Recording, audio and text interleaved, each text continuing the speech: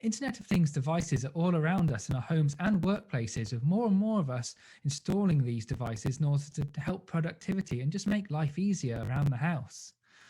But sometimes these devices do make us more vulnerable to cyber attacks as well, because many of them aren't as secure as they could be. I'm Danny Palmer. This is ZDNet Security Update. And with me to discuss some of the more unusual hackable IoT devices is Craig Young, Principal Security Researcher at Tripwire. Thanks for joining me, Craig. So first of all, I guess one of the weirdest things you've discovered recently is an internet-connected toothbrush. I guess, why was this connected to the internet in the first place, and what did you find? Yeah, so that's a really good question of why is this connected to the internet? And to be honest, I didn't really intentionally go out and seek out Bluetooth toothbrushes. I wanted new toothbrushes for my kids, nice rechargeable ones. And this was the top recommendation on Amazon. Didn't even notice it had Bluetooth. But yeah, I played around with them, let my kids use them, and learned a little bit about what it's doing there. And the internet connectivity here, it's not exactly connected to the internet directly. It's connected to an app which has internet connectivity, of course, but it kind of gamifies the process of brushing teeth for the kids.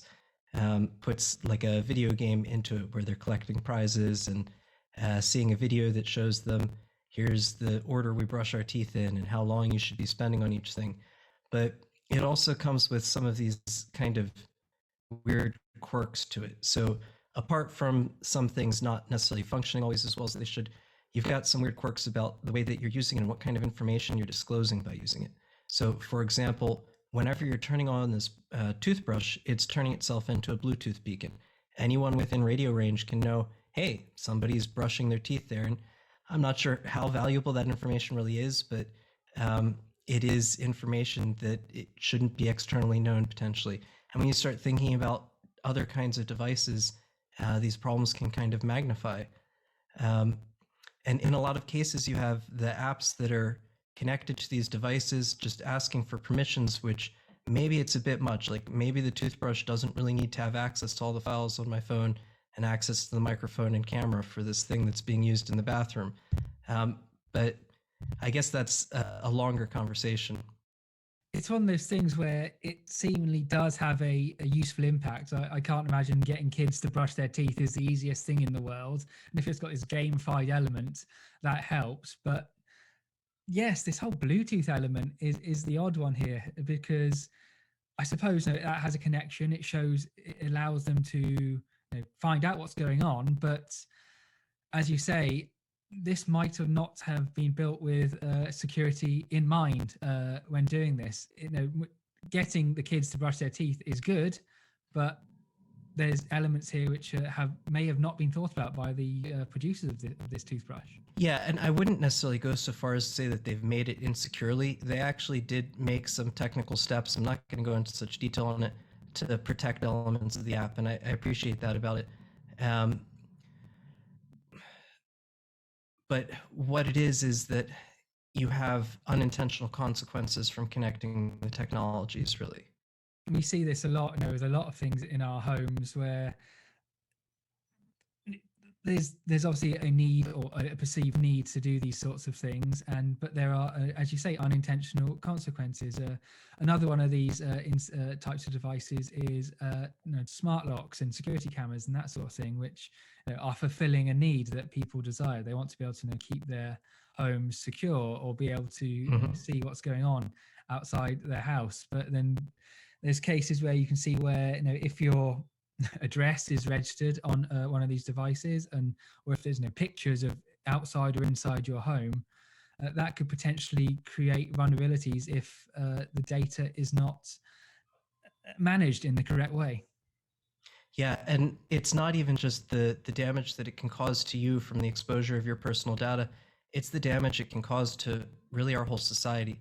When you look back at IoT botnets, Mirai, for example, IoT Reaper, they've demonstrated that if you pull together all of these devices, you have some substantial resources.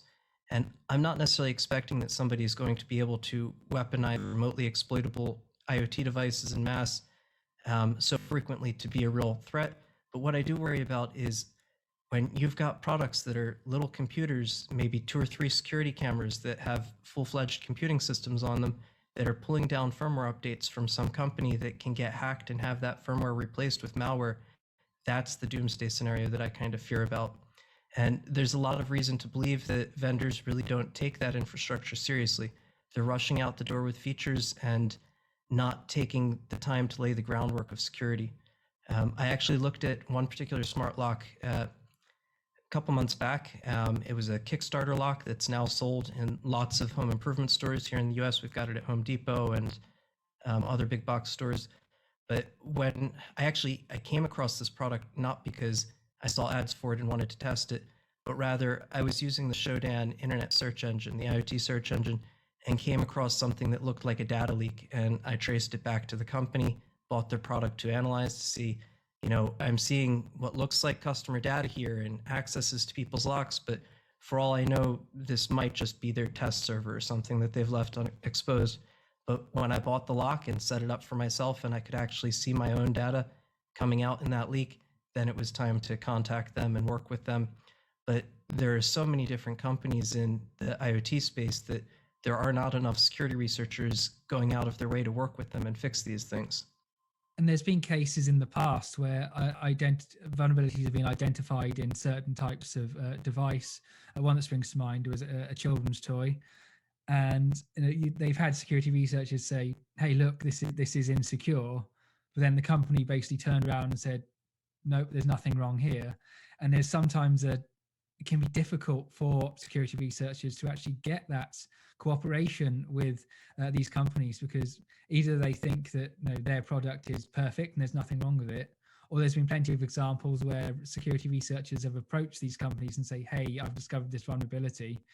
And then said company has turned around and accused the researcher of trying to blackmail them or something like that.